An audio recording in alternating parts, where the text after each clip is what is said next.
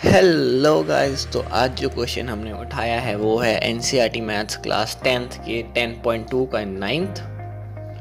तो क्वेश्चन को पढ़ने से पहले ज़रा हम इसकी फिगर को देख लेते हैं। तो हमें दिया हुआ है कि एक सर्कल है और एक्स वाई और एक्स डैश वाई डैश उसके दो पैरेलल टेंजेंट्स हैं।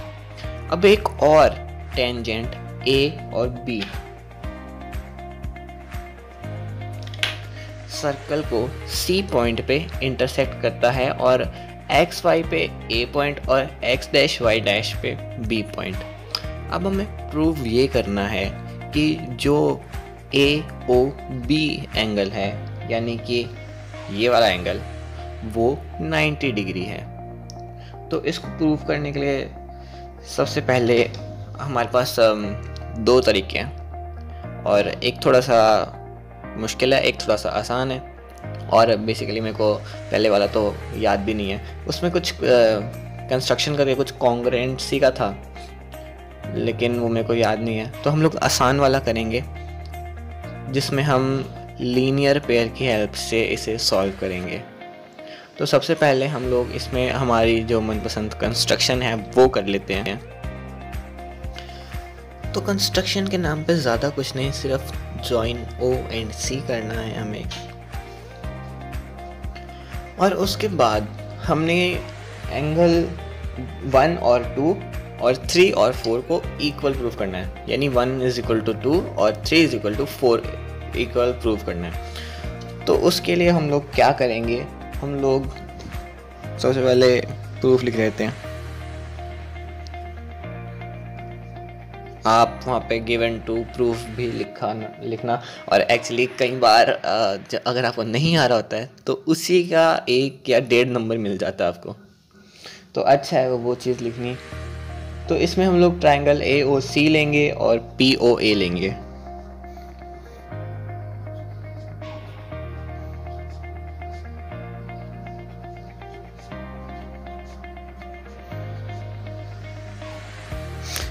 ट्रायंगल ए ओ सी और पी ओ ए। तो एंगल 1 और एंगल 2 के लिए हम लोग ये लेंगे। तो इसमें हम लोग अगर इनको कॉन्ग्रुएंट प्रूव करना चाहें तो हमारे पास यहाँ पे दो चीज़ें निकलती हैं। एक हमारे पास ये टेंजेंट्स जो ए पी है और ए सी है ये इक्वल होंगे क्योंकि ये एक ही पॉइंट से निकल रही है। दूसरा हमारे पास ये कॉमन है ए ओ, और तीसरी चीज़ हमारे पास पी ओ और ओ सी रेडियस है। तो सिंपली लिख लेते हैं फटाफट से। तो ये हमने लिख लिए हैं, अब इसके रीज़न देने रह गए हैं। तो ये हो गए हमारे पास टेंजेंट्स, ये हमारे पास है कॉमन,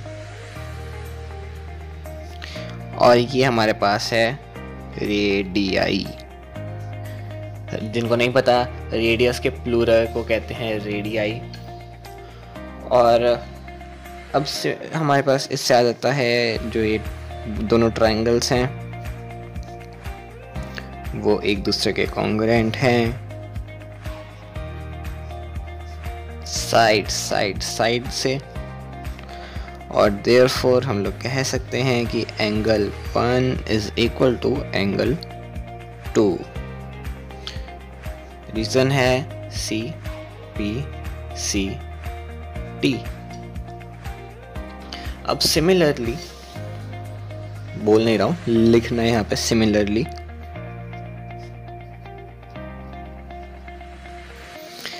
एंगल 3 = एंगल 4। ठीक है, तो हमारे पास ये दो कंडीशंस आ गई।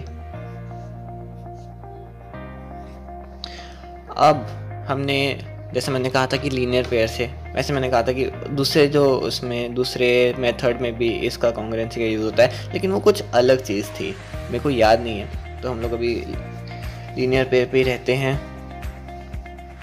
तो अगर हम लीनियर पेयर देखें तो ये चारों जो एंगल्स हैं ये मिलके 180 डिग्री का एंगल बनाते हैं। तो हम लोग लिख सकते हैं angle 1 plus angle 2 plus angle 3 plus angle 4 = 180 degree. ठीक है, अब फ्रॉम 1 and 2, अब हमने ऐसा क्यों लिखा? जो एंगल 1 है वो इक्वल है 2 के, जो एंगल 3 है वो एंगल 4 के इक्वल है, और हमने 2 प्रूव में करना है। वैसे मैंने यहाँ पे 2 प्रूव लिखा नहीं है, तो 2 प्रूव लिख ही देते हैं। चलो, 2 प्रूव में हमें करना है angle 2 plus angle 3 is equal to 90 degree. तो हमने ये प्रूव करना है, और आप भी इसी टाइप से लिखना वहाँ पे, ताकि आपको भी आसानी रहे कि आपने प्रूव करना क्या है एक्चुअल में। तो अब हम फ्रॉम 1 and 2 करके हम लोग 2 को एंगल 1 को 2 लिख सकते हैं और एंगल 4 को 3 लिख सकते हैं। तो यहाँ पे angle 2 plus angle 2 plus angle 3 plus angle 3 is equal to 180 degree. अब हम 2 एंगल 2 है हमारे पास, प्लस 2 एंगल 3 है। अब 2 हम कॉमन ले लेंगे, एंगल 2 प्लस एंगल 3।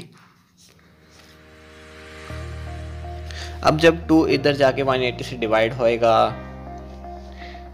तो angle 2 plus angle 3 is equal to 180 divide by 2, angle 2 plus angle 3 is equal to 90 degree.